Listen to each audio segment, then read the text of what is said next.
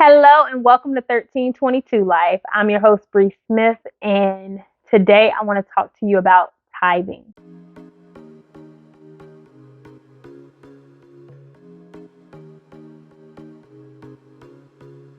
So, when it comes to finances, I could talk to you about how to budget, get out of debt, save, create your dream goals, all of those things. And I do that and more inside of my course. But right now, I want to talk to you about the biggest thing that's had an impact on my finances, and that is by allowing God into my money. And so, when it comes to finances, there's been times in my life where the math did not make sense. When I was making $1,600 a month, I made $10 an hour. My rent was $625. I grossed 1,600, so that's before taxes. You start to count utility bills, gas, insurance, daycare, things like that. I mean, there's no reason why I should have been able to make it in. I didn't have a lot of government assistance or help. Um, for those of you, some of you may know, like I was able to get food stamps for a few months. They gave me $50, and then when I went in to have them make sure I still qualified, they saw that I worked overtime for Fourth of July weekend, and because I worked overtime, and that was within those last couple of months or something like that, I no longer qualified. So I never really had a lot of help. And $50 a month was not feeding me and my daughter. That was not a thing. So I mean, it was just there was plenty of times where if it wasn't for God, we would have been hurting. And that's what this podcast is to go over. It's to go over the effect that having God into your finances, how he can just make a way when the math doesn't make sense. I I could always talk to you about math and formulas and strategies, but the best strategy is inviting God in. And so when it comes to tithing, tithing is something I struggled with, okay? When I say struggled with this, I mean, oh my God, was it hard. For me, tithing, I was a little bit selfish, okay? I'm just gonna be real. I was selfish. I wanted my money for me. I did not want to go ahead and give my money to the church because what the church gonna do with my money? I need my money. God doesn't need my money. God doesn't need money. He's in heaven. So I mean, we've heard it all before. So please don't judge me. But I wanted to use my money for what I needed it for. I was like, the church is good. I'm not.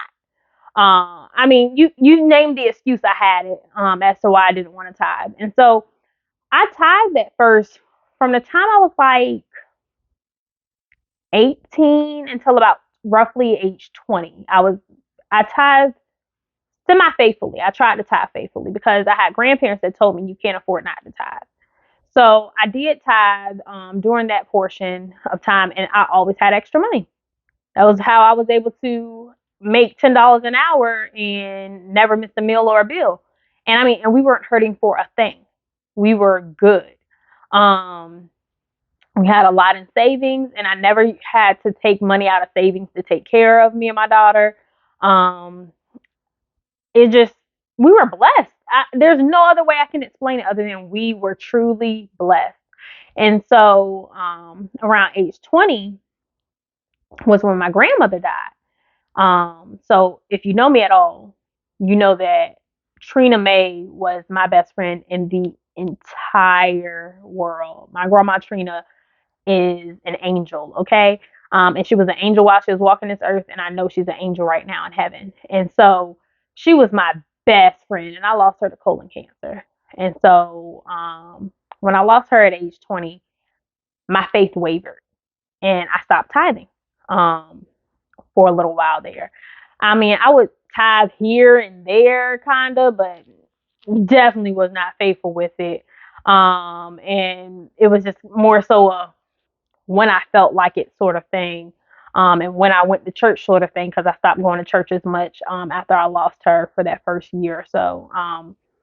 I wasn't really in church. I didn't really start going back to church until I met my husband. So after me and him met, within a couple of months of being together, we started going to church together because I was like, yeah, let me stop playing with God. Like, I know who he is. I need him in my life. We're not going to play these games anymore. Like, yes, I'm hurt. I miss my grandma, but I need Jesus. Right.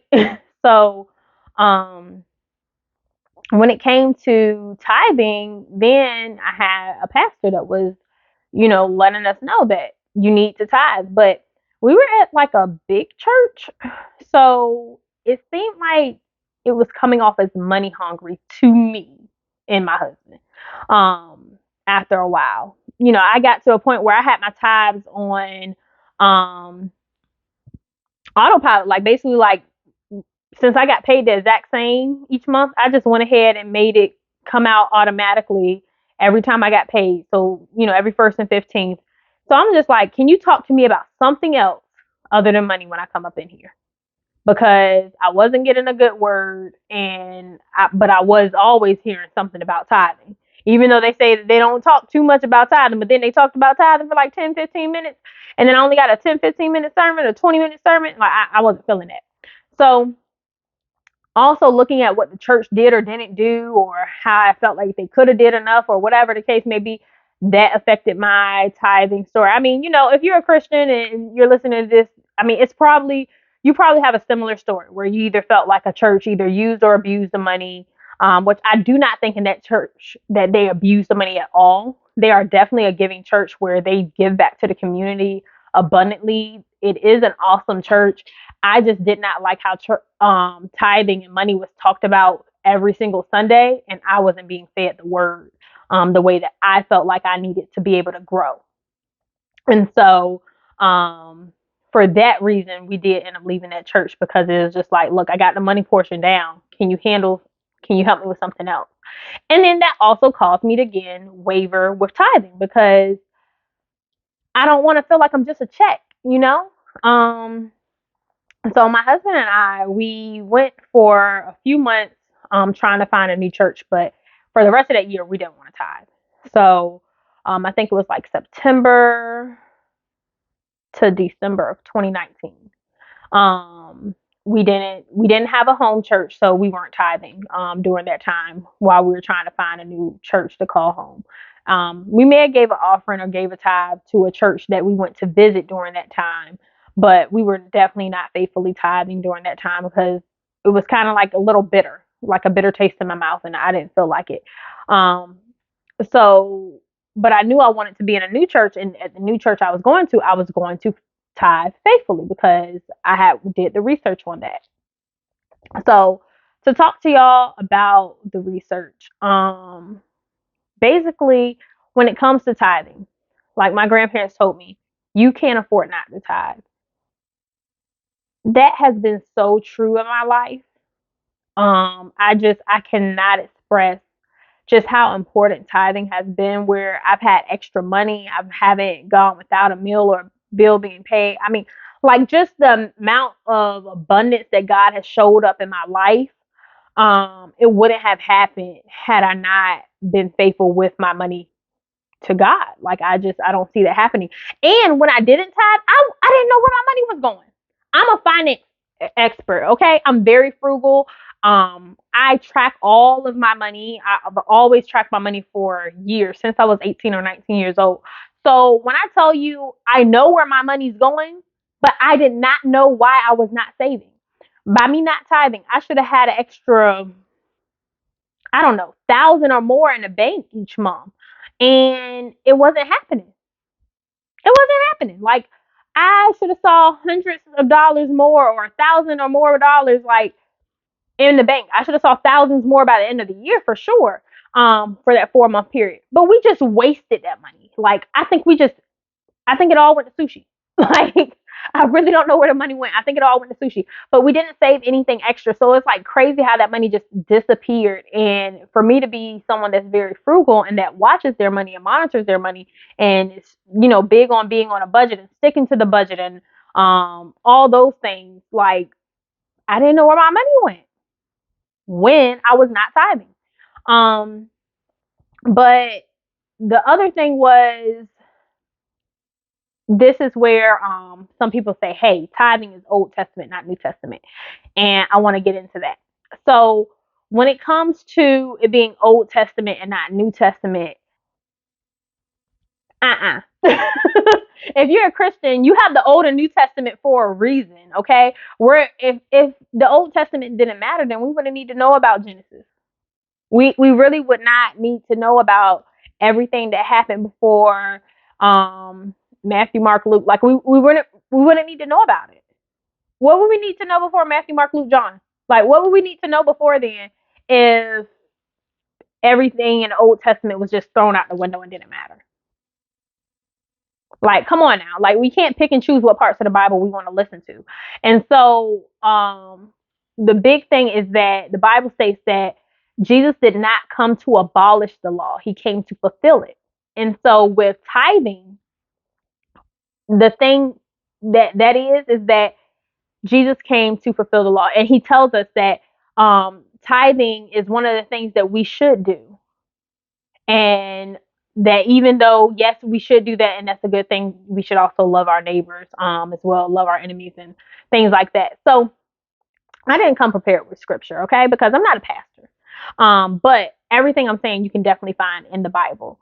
It says in there that Jesus did not come to abolish the law, he came to fulfill it. Jesus is talking in one Bible verse where he's saying that, um, tithing and things like that are good, but you should also do something else. But he didn't say you don't need to tithe.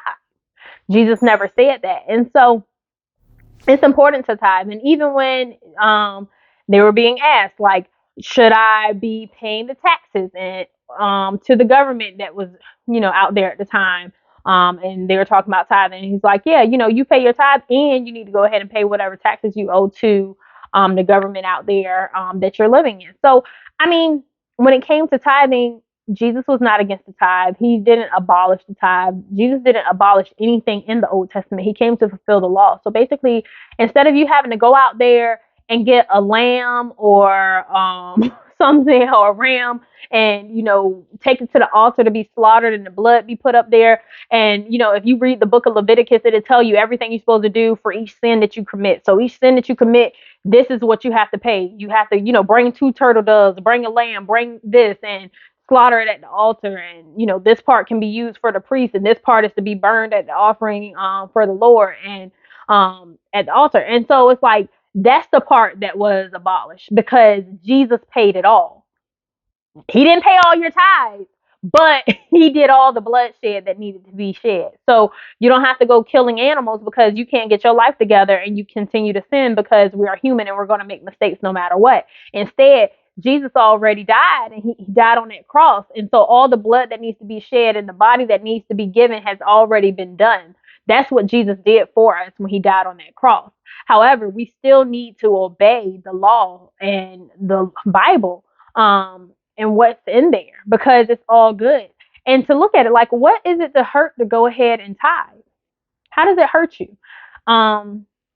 Now, my old pastor used to say, if you can't live on 90%, then you got a bigger problem. And I used to be in there thinking like, well, I got a bigger problem then because I need my money, right? So I get it. And ooh, that feels so awful saying it. But I mean, like, that's how, I would feel at times. But when it comes down to it, God wants us to tithe. It teaches us obedience. So here's one of the things I saw that tithing teaches us obedience. It teaches us to put God first. If the Bible says that where a man puts his treasure, that's where his heart lies. And so I don't want my heart to be focused on materialistic things. I don't want to worship my house. I don't want to worship my, having water and electric and heat. I don't want to worship my vehicle. I don't want to worship anything other than God. Nothing can come before God. And now I may make the mistake that I don't tithe on the very day that I get it. I usually tithe on Sundays when I go to church. So, we get paid on a Thursday or Friday. I usually tithe on Sunday. So I'm not that much of a stickler where it's like, as soon as this money come in, I better go ahead and write it out to Jesus. And I should. And nothing against those who do, but I'm not very legalistic when it comes to Christianity or my faith walk with Jesus. I just make sure that I follow it. So I just make sure that I do exactly what God has told me to do. And so, yes, I'm supposed to put Jesus first, but no matter what, he's going to get his tithe. Whether it's on Friday or Sunday, he's getting it, okay? And so it's very important for tithing because it teaches us obedience. It teaches us to put God first because I need God to know that I'm worshiping Him, that He comes above all else. There's nothing that's more important than Him. And because of this, I strongly believe that is why we have never hurt for anything. I mean, I have gone through as a single mom the storm of not really getting government assistance. I got some help with child care assistance and I got WIC. Okay. So that's like 20 bucks of fruits and veggies each month or something like that. All right. Like it was nothing serious. Because they took my little $50 of food stamps away. That's all I had. I paid for my rent. I paid for my vehicle. I paid it off cash. I paid for my utilities, and we never had our lights cut off. We never had our water cut off. My daughter never was like, "Mommy, it's cold in here. Like, where's the heat?" That was never a thing. It was like, "Oh, it's cold in here. Let me turn this thermostat up." And that's not to brag, but that's just how good God was to me. My single motherhood story does not look like the average story. It was not a struggle. Like it was a struggle to not spend as much time with my daughter as I would like, but it was not a financial struggle at all. I'm blessed to be able to say I've never really struggled with money. And I believe that's because I've tithed. I only went maybe a short period of time, maybe about a year without tithing. But let me tell y'all, when things started to get shaky, I ran into that church. Like, God, let me stop playing with you. Um, it's just so important to make sure that you're tithing. It teaches us obedience and then it gives us abundance. And so also when we're being so selfish and we're holding on to that tithe because it's not ours anyway. Nothing is ours. It already belongs to God. It's God's first. He's the reason why we're able to even get any of the funds that we do have and to have money and things like that. So when you get into this space where it's just like, this is my money, this is for me, I don't want to give that to God, like you're worshiping money. Money is your idol, not God. Because, and if you're at a church where you're like, well, they ain't gonna do the right thing with the money, then you don't need to be at that church. Go find you a new church where you know that it's gonna go to good use. At my church that I ended up going to, we joined there the first Sunday of 2020, and we tithe faithfully every Sunday since then. And we've switched churches since then, but we still tithe faithfully. We haven't missed a week, not once. Um, I mean, we were just under such great leadership where we're able to see that one, the money was used to help grow the ministry. It was going towards a good cause. We had a pastor that didn't even pay herself from the ministry, which I think she should, because that's what the tithe is for, is to help make sure that there is, bread on her table and things like that. But um, we had an amazing pastor and we were just able to during that time period not only just learn about tithing but just we learned about fasting and the power that's in fasting. We learned about just how to communicate with God, hear God's voice clearly and to listen to him. And not once has he told me that it's okay for me to stop tithing, and I'm okay with that because over time I became less selfish and became more of a giver. I can say I used to be a very selfish person. And it really disgusted me how selfish I was. But I mean, I was very selfish. I didn't care to share nothing. Okay. Um. Mm, what was for me was for me. Might have shared with my baby, but that's it. Like, if you want my daughter, my grandma, put your hand away because you ain't getting nothing. Okay. That's actually even been a problem in my relationship with my husband because like he'll go ahead and share everything with me. He'll give me the food off his plate and stuff like that. But I'm like, don't touch my plate. And I still to this day, like I still keep some stuff to myself. Like if I buy me a snack and it's my favorite snack and I get you your snack, like why can't I have my snack to myself? And isn't it okay if it take me a few weeks to eat on it? Cause like, who say you supposed to overindulge in sweets anyway? So like, I like to just take a little piece and I'll be good to go. What I ain't gonna do is let you go ahead and dog my stuff when I already got you your stuff. But that's for a different day. Um, but no, but really and truly, I used to be so selfish. I didn't want to share anything. If you weren't my baby, you could cancel Christmas. And like now I just have the heart of a giver where it's just like I maybe have to stop myself sometimes like, should I be giving this much? Do I have it to give like that? Like, dang girl. Because I try and keep cash on me. The only time I usually have cash on me is so that I can give it away to homeless people. Or we'll try and make sure that we always, if we see someone, we at least get them a meal. So if we don't have cash on us, we like to go ahead and give them a meal. And like that's something where before I used to see homeless people like, are you homeless for real? Like, because I done seen them videos on Facebook, and there's people that go and pretend to be homeless, and then they hop into a nice paid for car that's paid for with they begging money. So I would just find any and every reason to keep my money to myself. And that was just like a bad heart. And then for my heart to change to being one of generosity, where whenever I see someone, I'm like, well, at least I'm going to get you a meal. And it's like, oh, okay, well, I don't care if you're homeless or not because all I did was feed you. Even if you're not homeless, even if you're big balling, you deserve a hot meal. Like, so what? I got you a pizza. I got you something from McDonald's or Hardee's or wherever we're next to. I'm just like, whatever. Versus old me would have been like, I could have used that for something else. So I mean, like it changes your heart to tithe because now you're becoming a giver instead of a selfish person. And I'm so happy like God has made me a giver. I feel so free in that. I feel good about tithing. I don't even think about it anymore. I'm just like, oh, okay, how much did we make? Oh, okay.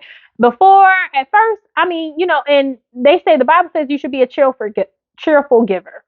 And I was not a cheerful tither at first. And guess what? And I still tithe. Because at first I used to use it as an excuse. Well, I'm not cheerful about it, so I shouldn't have to do it. Nope. I didn't check myself on that, and I was like, I'm just going to tithe anyway. I'm going to tithe until I become cheerful. Fake it till you make it. So I was like, look, this principle is so important that I'm going to fake it till I make it. And now I am a cheerful giver. But at first, baby, sure was not. Sure was not. But tithing changed me into being someone that's more obedient. It changed me to have more abundance in life, to have the heart of a giver. I feel so much freer. I feel just like, I don't know, it's just joy. Joy comes with it. And I don't miss out on anything. All we've done is level up. And I've made sure to tithe on everything because I'm like, God, I want you to trust me with more. So I'm going to make sure I'm being obedient with what I have. I'm going to tithe on this little bit that I have so that you can trust me with more. When I got that 6-figure check for my selling my property, I got it tax free, right? So that's over 100K in my bank tax free. I could have kept that to myself. I wrote out 10% of that. I wrote out 10% of that to my church. Sure did. Over $10,000 check right to my church. Why? Because I want God to trust me with more $100,000 checks. Lord, give me 100K, 200K, 300K a month because I'm going to make sure that I pay you first. I'm going to make sure that it goes right back into your church first to expand your kingdom. And so I just think it's so important. The reason why I know I'll be able to be a millionaire in my lifetime is because when God blesses me, I'm going to use it to bless other people. And the life of someone that is selfish and that wants to hold on to everything, your world gets smaller and smaller, while the Bible says the world of a giver gets bigger and bigger. So it seems counterproductive, but when you give, you receive more. Because instead of you having your hand closed, because you got to keep everything close to you, instead you're giving. And as you're giving, your hands are open so that you can receive. And so when God sees you giving to his people, because what you do for the least of them, you've done for him, he's going to then give back to you. And when he gives it back to you, God don't do what you do. So it ain't dollar for dollar. God's giving you tens, hundreds of dollars for what you gave out in just $1. Like, because he knows where your heart is. And so I don't say tithe so you can get it right back. And I'm not saying I've seen it come right back. I'm not even saying that I've always seen it come back tenfold yet or anything like that. But I've been blessed. I have not been stressed. I have not missed out on anything. And even while being a tither, I was selfish at first still. And I was still going through emotions like God, but I really believe tithing was used to help change my heart. It helped change my heart. It helped change and shift my mindset. And it was just a major key to me financially where I don't think I would be this blessed if it wasn't for God. I don't. I don't. I have surpassed the American dream. I've been blessed to buy 2 homes so far. I'm not even 30 yet. I'm in my second property. I'm in a house that other people have to wait decades to be able to afford something like this. And God's blessed me with it already? Already? Like, God, you showing off like that? Like, really? At 26, God put us in this beautiful home? Like that's crazy. And God's blessed me like that because I am being a blessing to others and because I'm being obedient to him and because he can trust me. He can trust me with my money because when the money comes to me, I make sure I give him his piece first. And so tithing is just so vitally important. And then and don't give your tithe to the homeless or anything like that. Don't say, oh, okay, well, for my tithe, I just go ahead and give it to different charities. The tithe is supposed to go into the storehouse. So it's supposed to go to your local church where you're being fed spiritually. If you don't have a local church where you're getting fed spiritually, find one. Because that's where your tithe belongs. Your tithe belongs in the storehouse. It belongs inside of your church to help expand the kingdom. It's not for you to just say, God bless you on the street. What you go ahead and give to others, like to give to homeless people or to give to those in need, that is an offering. That is you just being generous. That does not come out of your tithe. Your tithe goes to your local church that is feeding you spiritually. So if you don't have one, go get a good Bible-based church where they can feed you spiritually and give it to them. And if you don't have that yet, but you have an online church that you tune into every week, give it to them then. Give it to where you're being fed. But the tithe goes to the church. It doesn't go to your charity of choice. Like that ain't it. That ain't it. That is not how God ordained it to be. That's not how it's set up. And so, like, that's something for you to check as well.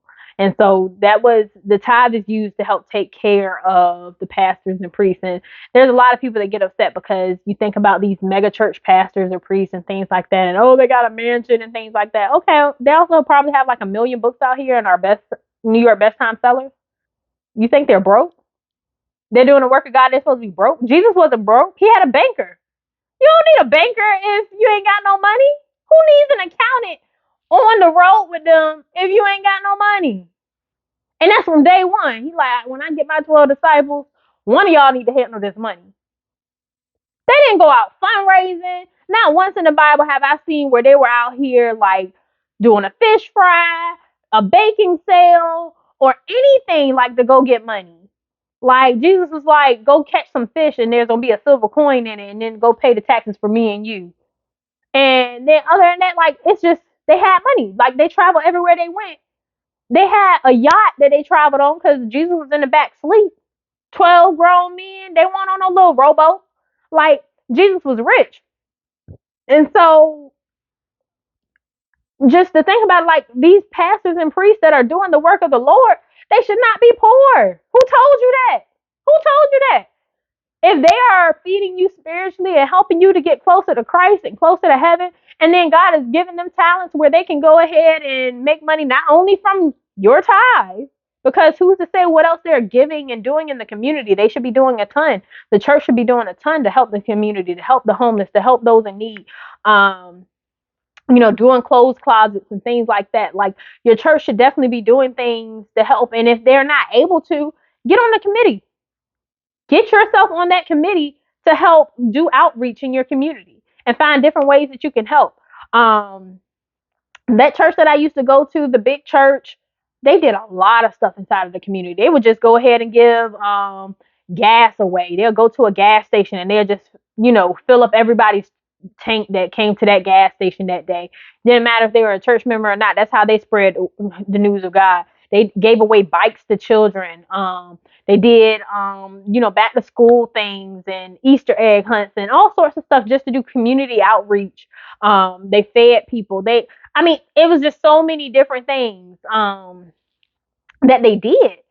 And just like the church that I started off with, they have a clothes closet where we can go ahead and give clothes, and then people can come in there and shop and get stuff for their kids for free. So I'd rather give my stuff to them than to give it to a thrift store or anywhere like that. So find you a good church that is doing outreach in the community. And if you are, say, in a small church where they're not able to do stuff in the community just yet, you get on that committee, head that committee. Say, hey, can I be the one to find us some things that we can do? Find some other places that we can help. One of my favorite churches is Transformation Church. So I listen to two churches throughout the week outside of my local church, and that's Transformation Church and Elevation Church. So Pastor Mike Todd and Stephen Furtick, they are amazing. So if you don't have an online church and you don't have anyone that's giving you and feeding you the word of God, definitely check those out. Because I just feel like I need to, be a little generous. Share with you where I get my word from and where I get fed throughout the week. Outside of my local church. And if you go to one of them, you'll see what they're doing. Like Transformation Church gives away millions of dollars each year. They give away to other churches. They give away to other things that are going out in the world, like sex trafficking and things like that, to help end it.